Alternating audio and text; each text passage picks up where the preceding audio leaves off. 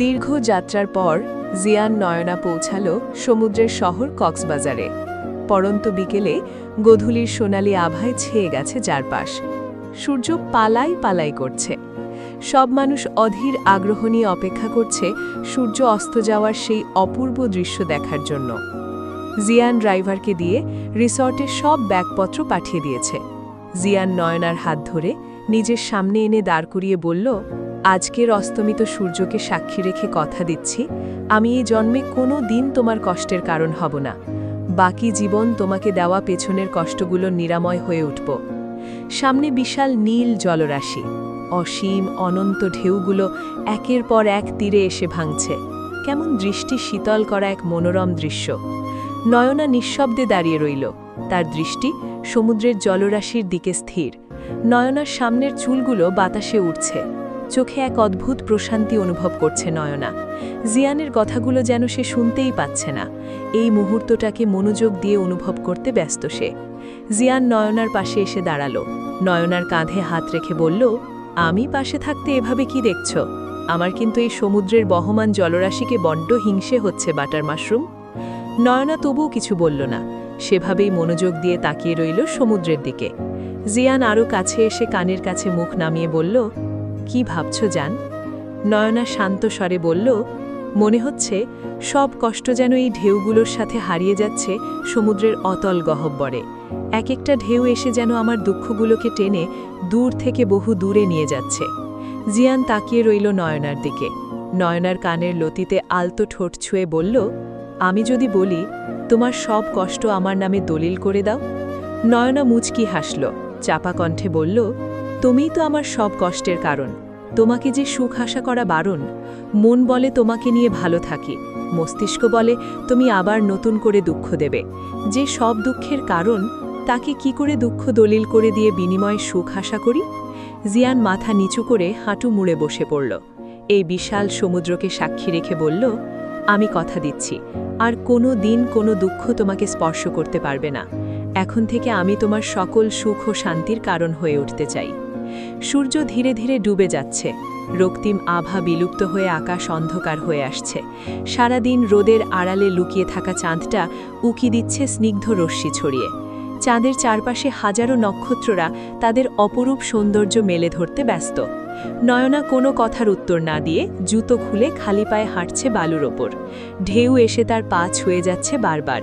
কি শীতল অনুভূতি! হঠাৎ একটা ঢেউ এসে জিয়ানকেও ভিজিয়ে দিল। জিয়ান হুট করে শব্দ করে হেসে উঠল, একটা নির্মল প্রাণ খোলা হাসি। জিয়ান মুগ্ধ হয়ে তাকিয়ে রইল নয়নার হাসজ্জ্বল মুখশ্রীর পানে। যেন এই জগতে এর চেয়ে সুন্দর দৃশ্য জিয়ান কখনো দেখেনি। জিয়ান বুকে হাত রেখে বলল, হায়, আমাকে হত্যা করার জন্য তোমার এই হাসিই যথেষ্ট। এই হাসিটা আমি অনেকদিন পর দেখলাম। অনেক মিস করেছি তোমার এই নিষ্পাপ স্নিগ্ধ হাসিটাকে। সবসময় এভাবেই হাসবে। আমি বারবার শতবার তোমার হাসিমাখা মুখের প্রেমে পড়তে চাই। নয়না থেমে গেল, এরপর জিয়ানের কোলে বসে পড়ল। জিয়ানের চোখে চোখ রেখে বলল, সবকিছু কি আবার আগের মতো হতে পারে জিয়ান? জিয়ান অবাক হল। ভীষণ সাথে ভিন্ন রকম এক অনুভূতি ছড়িয়ে পড়ল তার হৃদয় জুড়ে। জিয়ান নয়নার দৃষ্টিতে নিজের দৃষ্টি স্থির করে বলল, না, আগের মতো না। নয়নার চোখে জল চিকচিক করছে, আশাহত কণ্ঠে আওড়াল, তাহলে?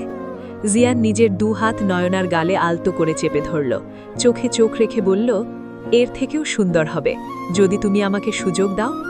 রাত বাড়ছে ধীরে ধীরে, মানুষের সমাগম কিছুটা কমে এসেছে। নয়না বেশিক্ষণ নিজেকে ধরে রাখতে পারল না। আশেপাশে সব ভুলে জিয়ানের ঠোঁটে ঠোঁট ডুবিয়ে দিল। দীর্ঘ চুমু শেষ করে জিয়ান নয়নাকে কোলে তুলে নিল। সমুদ্রের পানির দিকে নিচে নামতে লাগল। এই, কি করছো? আবার আমাকে মেরে টেরে ফেলবে না তো? জিয়ান হেসে বলল, মারব কি করে? তুমি কি জানো না, প্রেমের মরা জলে ডোবে না। বোকা মেয়ে, প্রেমে মরে আবার জলেও ডুবতে মরতে চাও? এখন একদম মজা করবে না, চলো উপরের দিকে। জিয়ান নয়নাকে কোল থেকে নামিয়ে নিজের পায়ের উপর দাঁড় করিয়ে এক হাতে নয়নার কোমর জড়িয়ে ধরে নিজের সাথে মিশিয়ে নিল। এরপর কানের কাছে ফিসফিস করে বলল, সমুদ্রের জলে বাসর করার ফিলিংস কেমন হয় জানো? নয়নার সাথে সাথে চোখ বন্ধ করে ফেলল। লজ্জায় গাল লাল হয়ে উঠল। হৃদযন্ত্রের ক্রিয়াও যেন হঠাৎ যেন বেড়ে গেল। জিয়ানের শার্ট শক্ত করে জড়িয়ে ধরল। জিয়ান ক্ষীণ স্বরে বলল, তোমাকে আমি গভীর ভালোবাসায় তলিয়ে দিতে চাই, অথচ তুমি সামান্য ছোঁয়ায় মূর্ছা যাচ্ছ কেন? এমন হলে তো আমি আরও বেসামাল হয়ে যাব। এমনিতেই এতদিনের উপোস। নয়না শক্ত করে জড়িয়ে ধরল জিয়ানকে। জিয়ান নয়নার শ্বাসের ঊর্ধ্বগতি টের পাচ্ছে লাজুকলতা বইয়ের তৃষ্ণা, যেন নয়নার পুরো দেহ মন তাকে একযোগে কাছে টানছে চুম্বকের মতো। অন্তর নিজের বাসায় বসে আছে, কিছু একটা ভাবছে। হঠাৎ তার ফোনটা সশব্দে বেজে উঠল। সাথে সাথে রিসিভ করে কানে ধরতেই নীলাঞ্জনার কণ্ঠ ভেসে এলো। আসসালামু আলাইকুম। অন্তর দ্রুত জবাব দিল, ওয়ালাইকুম আসসালাম। কি হলো, তুমি কিছু বলছো না কেন? নীলাঞ্জনা বেশ অবাক হলো। সবে সালাম দিল আর ওপাশ বলছে কিছু বলছো না কেন? আমি তোমাকে বিয়ে করব না। আমি এটা শুনতে চাইনি। আমি চাই তোমার মন যেটা বলছে তুমি সেটাই বলো, নিজের মুখে স্পষ্টভাবে। এই বিয়েতে তুমি আমি দুজনেই সুখী হতে পারবো না। বিয়ে মানে পবিত্র বন্ধন। বিয়ে হলে হয়তো আমার ইচ্ছে করবে তোমাকে পূর্ণভাবে কাছে পেতে, বা তোমার আদুরে স্ত্রী হতে। ভবিষ্যতের কথা ভেবে আমি এই বিয়ের প্রস্তাব প্রত্যাখ্যান করছি। অন্তর চোখ বন্ধ করল। তার চোখের সামনে ভেসে উঠল তুষির সাথে শেষ দেখার রাত। তার বউ রূপে কবুল বলার পর তুষির চোখ মুখে যে আনন্দ আর যে তৃপ্তি সে দেখেছিল, তা যেন এখনও তার চোখে আটকে আছে। অন্তরের চোখ থেকে অশ্রু গড়িয়ে পড়ছে। কান্না মিশ্রিত কণ্ঠে বলল, কারোর জন্য তো জীবন থেমে থাকে না। জীবনের নিয়মে জীবন চলে তার ধারাবাহিকতায়। আজ হোক বা কাল বিয়ে তো করতেই হবে। সেটা না হয় তুমিই হলে নীলাঞ্জনা। নীলাঞ্জনা বুঝতে পারল অন্তর কাঁদছে। নরম স্বরে বলল, যাকে এত ভালোবাসো তাকে ভুলে কখনো কি আমাকে কাছে টানতে পারবে? তার ওপর আমি ডিভোর্সি, আমার একটা বেবিও আছে। অন্তর কল মিউট করে জোরে একটা চিৎকার দিল। এরপর প্রায় 1 মিনিট পর আবার কল চালু করল। নিজেকে সামলানোর বৃথা চেষ্টা করে বলল, আমি সব জেনেই তোমাকে বিয়ে করতে রাজি, তবে কোনো দিন বলবে না তুষিকে ভুলে যেতে। তুষি আমার স্ত্রী, আমার প্রথম ভালোবাসা। আমি যতদিন বেঁচে আছি তুষি আমার অন্তরের একটা স্থানে সব সময় বেঁচে থাকবে। তবে তার জন্য তোমার প্রতি দায়িত্ব কর্তব্যে কোনো আঁচ আসবে না। নীলাঞ্জনা আর কথা বাড়াল না। কিছুক্ষণ সময় নিয়ে বলল, তাহলে আগামী শুক্রবার কাজী নিয়ে চলে এসো। আমি আমার জন্য কিছু চাই না, শুধু আমার ছেলেটাকে নিজের ভালোবাসা দিয়ে নিজের সন্তানের মতো স্নেহ করে আগলে রেখো। অন্তর উত্তর দেওয়ার আগেই কল বিচ্ছিন্ন হয়ে গেল ওপাশ থেকে। অন্তর মোবাইল রেখে ফ্লোরে বসে চিৎকার করে কাঁদতে লাগল।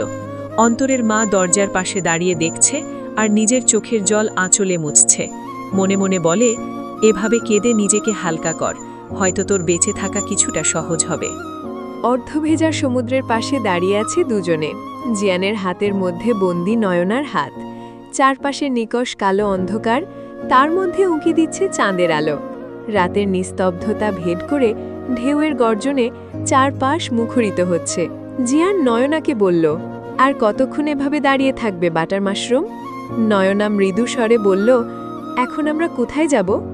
জিয়ান কানের কাছে মুখ এনে নিম্ন স্বরে বলল, সেখানে যেখানে একবার বাসর হতে হতে সম্পূর্ণ হয়নি। আজ সেই অসম্পূর্ণ বাসর পূর্ণ করব। নয়না কিছুটা সরে দাঁড়াতে চাইল, কিন্তু জিয়ানের হাতের জন্য আর এগোতে পারল না।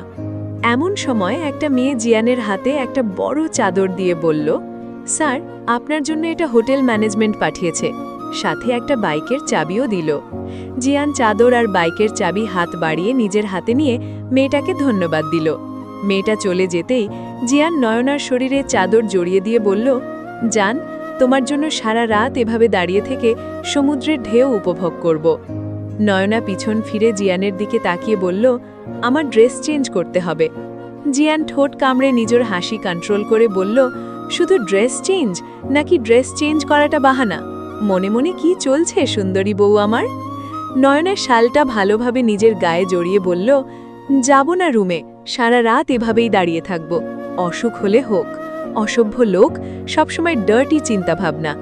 সুন্দরী বউ, তাও আগার অর্ধভেজার স্নিগ্ধ রূপবতী বউ সামনে থাকলে পুরুষ মানুষের নিয়ত তো সভ্যতা হারাবেই। সভ্যতা না হারালে তার পুরুষত্ব নিয়ে নিশ্চিত সন্দেহ আছে। ছিহা, মুখে কিছু আটকায় না, ঠোঁট কাটা লোক। এখনও আগের মতো আছেন, একটুও শুধরাননি। আমার মতো ভদ্র ছেলে একটাও পাবে? তোমার সাথে অসভ্যতা অভদ্রতা না করলে আগামী প্রজন্ম এগোবে কি করে? নয়নার কান গরম হয়ে গেছে জিয়ানের ঠোঁট কাটা কথাবার্তা শুনে। দ্রুত পায়ে সামনে এগিয়ে যেতে লাগল। জিয়ান নয়নার হাত ধরে বলল, আসো বউ, বাইকে পাশাপাশি জড়াজড়ি করে বসি, এভাবে দূরে দূরে থাকলে আরও আগুন বাড়বে। এতক্ষণ ঠান্ডা লাগছিল, কিন্তু জিয়ানের বেফাস কথা শুনে রীতিমতো নয়নার গরম লাগছে। নয়না হঠাৎ বলল, জানো, আমি এখনো তোমাকে ভয় পাই। জিয়ান মৃদু স্বরে বলল, আমি জানি। নয়না কিন্তু বলে থামল। জিয়ান তাকালো নয়নার দিকে। কিন্তু কি? নয়না জিয়ানের দিকে এগিয়ে এলো, এরপর ফিসফিস করে বলল, এই ভয় ডর সব কিছুর ঊর্ধ্বে আমি তোমাকে ভালোবাসি। তোমার প্রতি আমার ভালোবাসা কখনো এক বিন্দুও কমেনি, ভবিষ্যতেও কমবে না। বারবার শতবার আমি হেরে যাই, দুর্বল হয়ে যাই, শুধু ভালোবাসি বলেই। জিয়ানের চোখ ভিজে উঠল। সে আলতো করে নয়নাকে নিজের কাছে টেনে নিল, নয়নার মাথা নিজের বুকে রাখল। ঢেউয়ের শব্দ, চাঁদের আলো আর দূর থেকে ভেসে আসা গানের শব্দ, সেই সুন্দর সন্ধিক্ষণে দুটো ভাঙার হৃদয় আবার একটু একটু করে জোড়া লাগতে শুরু করল। সব ভুলে মিশে গেল একে অপরের মাঝে। এভাবে কয়েক মুহূর্ত কেটে গেল। জিয়ান বাইকে বসে নয়নাকে বাইকে বসার আহ্বান জানাচ্ছে। নয়না এগিয়ে এসে জিয়ানের কাঁধে ভর দিয়ে বাইকে বসল। জিয়ানের পিঠের সাথে নিজেকে মিশিয়ে নিয়ে শক্ত করে ধরে বসল। জিয়ান লুকিং গ্লাসে নয়নার লজ্জারাঙা মুখটা দেখে তৃপ্তির হাসি ফুটে উঠল তার মুখে। বাইক চলছে, ঠান্ডা বাতাসে শীতল হচ্ছে দুজন, অথবা দুটি দেহ এক হওয়ার তাড়না বাড়ছে ক্রমশ। বাইক পার্ক করে জিয়ান রুমের চাবি নিয়ে নয়নাকে কোলে তুলে নিয়ে গেল রুমে। রুমে ঢুকতেই নয়নার চোখ ছানা বড়া। পুরো রুম লাল, হলুদ, গোলাপ আর সাদা রজনীগন্ধায় সাজানো। বেডের মাঝখানে গোলাপের পাপড়ি দিয়ে ইংরেজি দুটো অক্ষর লেখা, মাঝখানে লাভ দেওয়া, এন লাভ জে। তার ঠিক সামনে তোয়ালে দিয়ে একজোড়া কবুতর প্রতীক বানানো। নয়নার হৃদয়যন্ত্র যেন বেসামালভাবে বিট করতে লাগল। জিয়ান নয়নাকে কোল থেকে নামিয়ে এক টানে নয়নার গায়ের চাদর সরিয়ে নিল। নয়না নিজের কামিজ আঁকড়ে ধরে জোরে জোরে শ্বাস নিচ্ছে। জিয়ান নয়নার একদম কাছে এসে নয়নার গা ঘেঁষে দাঁড়াল। নয়নার শরীরে তখনও ভেজা ওড়না জড়ানো। জিয়ান নয়নার ওড়না ধীরে ধীরে নয়নার শরীর থেকে ছাড়িয়ে ফ্লোরে রাখল। নয়নার ঘাড়ে নিজের আঙ্গুল স্লাইড করতে করতে নয়নার ভেজা চুলগুলো একপাশে সরিয়ে দিল। নয়না কিঞ্চিত কেঁপে উঠল। জিয়ান আলতো করে নয়নার কাঁধে চুমু খেতে লাগল। নয়না স্থির হয়ে দাঁড়িয়ে থাকতে পারছে না, তার শরীর যেন অসাড় হয়ে আসছে। হুট করে জিয়ানের দিকে ঘুরে জিয়ানকে জড়িয়ে ধরল। জিয়ান নয়নাকে কোলে তুলে এগিয়ে গেল বেডের দিকে। নয়নাকে বেডে শুইয়ে দিয়ে নয়নার বন্ধ করে রাখা চোখে ফু দিয়ে মৃদু স্বরে বলল, আজকের রাত তোমার আর আমার। আজকের পর থেকে তোমার জীবনের প্রতিটি রাত শেষ হবে আমার স্পর্শে, প্রতিটি দিনের শুরু হবে আমার স্পর্শে, বলেই নয়নার গলায় মুখ ডুবিয়ে দিল। রাতের গভীরতার সাথে দুটি দেহ মন গভীরভাবে মিশে যাচ্ছে একে অপরের মাঝে। সকালে মিঠা রোদ জানালার সাদা পর্দার ফাঁক ফোকর ভেদ করে নয়নার চোখে মুখে পড়তেই পিটপিট করে চোখ খুলল নয়না।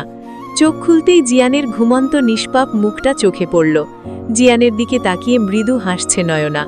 ইস, সবসময় এমন একটা দিনের অপেক্ষা ছিল নয়নার, যেখানে একে অপরের মুখ দেখে দিনের শুরু হবে।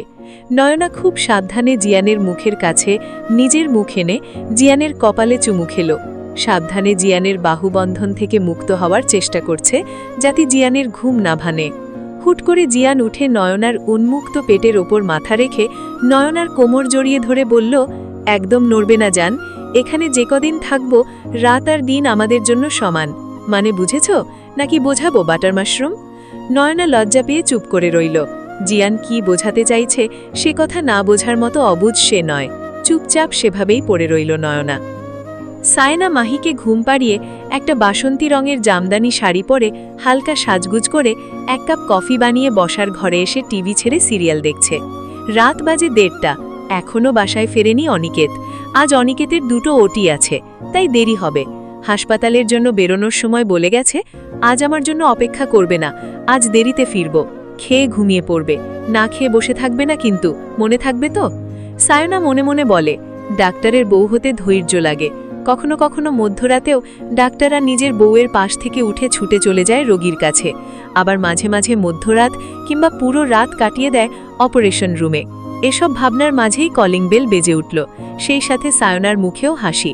কফি কাপটা টেবিলে রেখে দ্রুত দরজা খুলে দিল। অনিকেত সায়নাকে দেখে বলল, তুমি কি আমার জন্য অপেক্ষা করছিলে? অনিকেত ইচ্ছে করে তার বউয়ের সাজগোজ উপেক্ষা করার নাটক করছে, অথচ চোরামন সায়নার দিকেই নিবদ্ধ। সায়না মুখ ফুলিয়ে বলল, না, পাশের বাসার ভাবির বরের জন্য। আরে, রেগে যাচ্ছ কেন ম্যাডাম? মধ্যরাতের পাশের বাসার ভাবির বরের জন্য এত সুন্দর করে সেজেগুজে অপেক্ষা? বাহ! শোনো, রাগ করো না জান্টুস, সাথে সাথে দরজা খুললে তাই বললাম। সায়না রাগ নিয়ে বলল, তুমি জানো আজকে কত তারিখ? অনিকেত খানিকটা চুপ থেকে বলল, না, কত তারিখ ঠিক মনে পড়ছে না। সায়না আর কিছু বলল না, আবার সোফায় এসে বসল, কফি কাপ হাতে নিয়ে চুমুক দিল। অনিকেত ধীর পায়ে সায়নার সামনে এসে হাঁটু গেড়ে বসে একগুচ্ছ টিউলিপ সায়নার সামনে ধরে বলল, হ্যাপি ম্যারেজ ডে, আমার প্রিয়তমা অর্ধাঙ্গিনী। তোমাকে পাওয়ার পর 4টা বছর কেটে গেল ভালোবাসায়। এই সুন্দর দিনটা কি কখনো ভুলতে পারবো, যেদিন এক পরী এসে ভর করেছিল আমার শূন্য জীবনে। তার ভালোবাসার জাদুতে আজ আমি পরিপূর্ণ। পরী আগমের সেই শুভ দিন কি করে ভুলে যাই বলো তো পরী বউ?